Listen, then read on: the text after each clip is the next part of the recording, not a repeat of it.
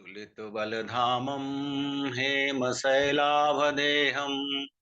दनुजवन् कृशानुं ज्ञानिनामाग्रगण्यम् सकलगुणनिधानं वानराणामधीशं रघुपतिप्रियभक्तं वातजातं नमामि। ॐ नमो भगवते वासुदेवाय नमः। ॐ नमो भगवते वासुदेवाय नमः।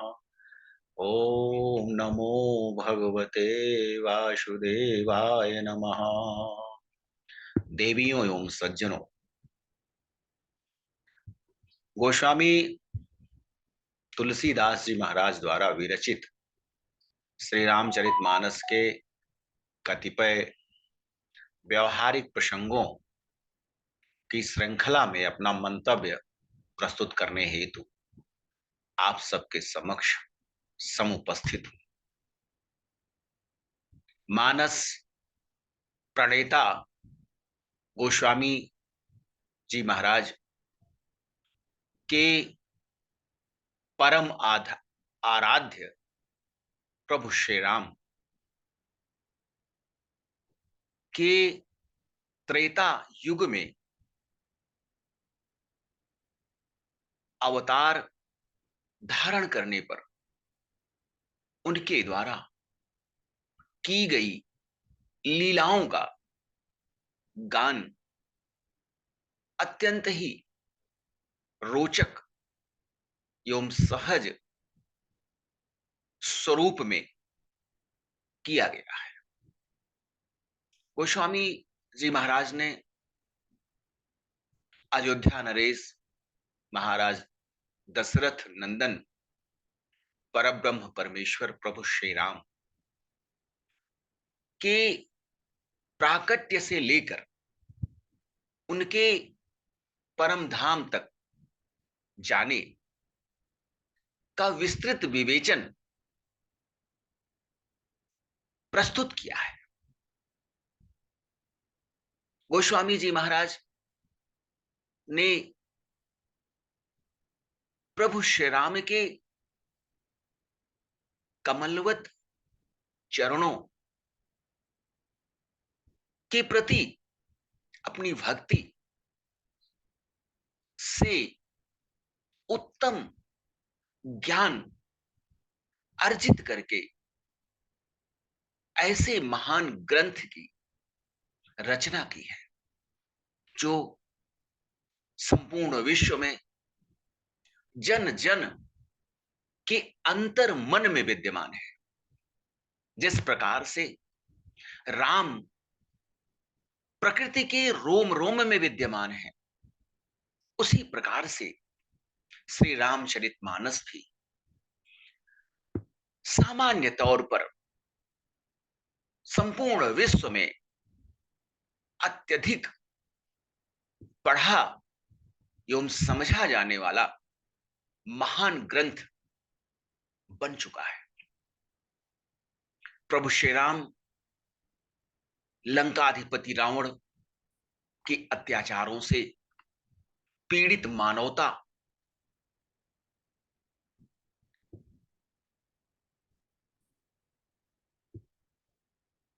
को त्राण हेतु उसके अधर्म पंथ से देवताओं, मनुष्यों एवं संपूर्ण चराचर जगत को होने वाली विनाशकारी कृत्यों से अवमुक्त कराने के लिए मानव स्वरूप में अवतार धारण किया। प्रभु श्री राम के लंकाधिपति रावण को मोक्ष प्रदान करने के निमित्त इस भूमंडल से आसुरी प्रवृत्तियों को समूल नष्ट करने हेतु स्वयं वन गमन अंगीकार किया गया। उसी श्रृंखला में प्रभु श्री राम श्रृंगबेरपुर से गंगा पार कर प्रयागराज की पावन धरती पर पदार्पण करते हैं। गोस्वामी जी महाराज ने प्रयागराज की पावन धरती, पुण्य सलिला गंगा, यमुना एवं त्रिवेणी संगम का बृहद वर्णन करने के साथ ही ज्ञान, विज्ञान, कला, धर्म का केंद्र भरद्वाज ऋषि का आश्रम, जो संपूर्ण विश्व में अपनी प्रतिभा, अपने ज्ञान विज्ञान का लोहा मनवा चुका था। ऐसे परम ज्ञानी तत्ववेत्ता महाराज दशरथ नंदन प्रभु श्री राम भरद्वाज ऋषि के आश्रम में पधार कर विद्वत समुदाय को दर्शन देते हैं। गोस्वामी जी महाराज कहते हैं, ब्रह्म निरूपण धर्म विधि वर नहीं तत्व विभाग, कहाँ ही भगति भगवंत के संयुग ज्ञान विराग। प्रयागराज की पावन भूमि पर स्थित भरद्वाज के पावन आश्रम में उपस्थित विद्वत समुदाय ज्ञान की पिपाशा, ज्ञान रूपी क्षुधा की शांति के लिए परस्पर परब्रह्म परमेश्वर के स्वरूप, धर्म के विधान एवं विभिन्न तत्वों के वर्गीकरण पर चर्चा परिचर्या करने के साथ ही ज्ञान, भक्ति एवं वैराग्य से परिपूर्ण परब्रह्म परमेश्वर की भक्ति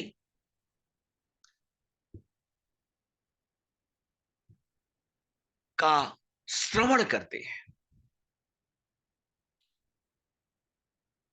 यही प्रकार भरी माघ नहाही, पुनि सब निज निज आश्रम जाही। प्रति संबत यति होई आनंदा, मकर मज गमन ही मुनि वृंदा। पावन धरा प्रयागराज में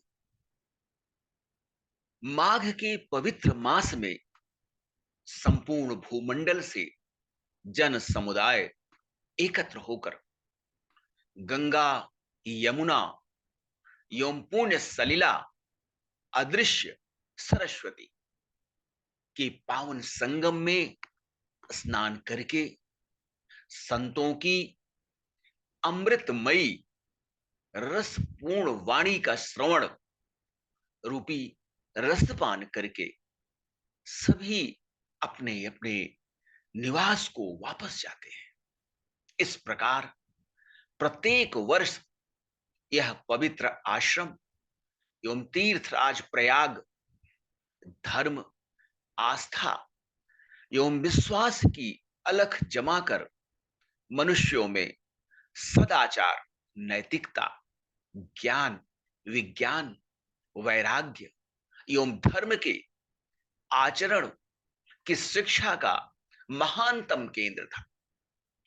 श्री राम जी अपने वन गमन हेतु श्रृंगबेरपुर में मां भागीरथी गंगा को पार करते हैं,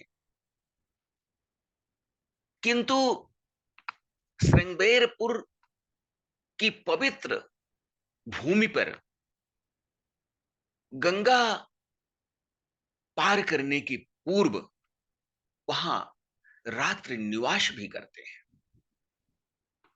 प्रभु श्री राम अयोध्या से चलकर वन गमन मार्ग पर पड़ने वाले श्रृंगबेरपुर में अपनी तपस्या का आरंभ करते हैं। वह प्रथम रात्रि उस पावन भूमि श्रृंगबेरपुर, जो प्रयागराज का ही पूर्ण क्षेत्र है, वहां रात्रि विश्राम करते हैं। तेहि दीन भयउ बिटप तरबासु, लखन सखा सब कीन्ह सुपासु। प्रात प्रात कृत करी रघुराई, तीरथ राज दीख प्रभु जाई। श्री राम जी ने श्रृंगबेरपुर में उस रात्रि बट वृक्ष की छाया के नीचे घास फूस के बिछौने पर विश्राम किया तथा दूसरे दिन सवेरा होने पर प्रातः काल की क्रिया से निवृत्त होकर पैदल ही अपने अनुज लक्ष्मण, पत्नी सीता एवं मित्र निषाद राज के साथ प्रयाग की इस पावन भूमि पर पदार्पण करते हैं। वह सर्वप्रथम महर्षि भरद्वाज से मिलकर अपने निवास हेतु उपयुक्त स्थान के संबंध में परामर्श करते हैं तथा राक्षसों के समूल नाश हेतु ऋषि भरद्वाज से भक्ति, शक्ति एवं आशीर्वाद प्राप्त करते हैं। वह सामान्य मानव की भांति आचरण करते हुए मनुष्य में निहित अपार शक्ति पुंज का दर्शन कराते हैं। परब्रह्म परमेश्वर स्वरूप प्रभु श्री राम इस अनंत ब्रह्मांड के अधिपति हैं, नायक हैं। वह मानव कल्याण के लिए पृथ्वी पर व्याप्त आसुरी प्रवृत्तियों का समूल नाश करने के लिए, अधर्म के स्थान पर धर्म की पुनर्स्थापना करने के लिए अपने को कष्ट देते हैं, अपने को पीड़ा देते हैं। ऐसे भक्त वत्सल भगवान जो भक्त की करुण पुकार पर, भक्त के करुण क्रंदन पर स्वयं ही चले आते हैं और अपने भक्त की मर्यादा, अपने भक्त के मान को अपना मान समझकर उसकी रक्षा करते हैं। ऐसे परब्रह्म परमेश्वर के मानव स्वरूप में प्रभु श्री राम का आगमन त्रेता युग में एक ऐसी घटना है जो संपूर्ण मानव समाज को यह शिक्षा देती है कि मनुष्य की शक्ति अपार है। कोई भी प्राणी जो परमात्मा का अंश है, परमात्मा का स्वरूप है, परमात्मा के अंश से ही आत्मा का निर्माण हुआ है, ऐसी स्थिति में कोई भी व्यक्ति निर्बल, असहाय और कमजोर कैसे रह सकता है?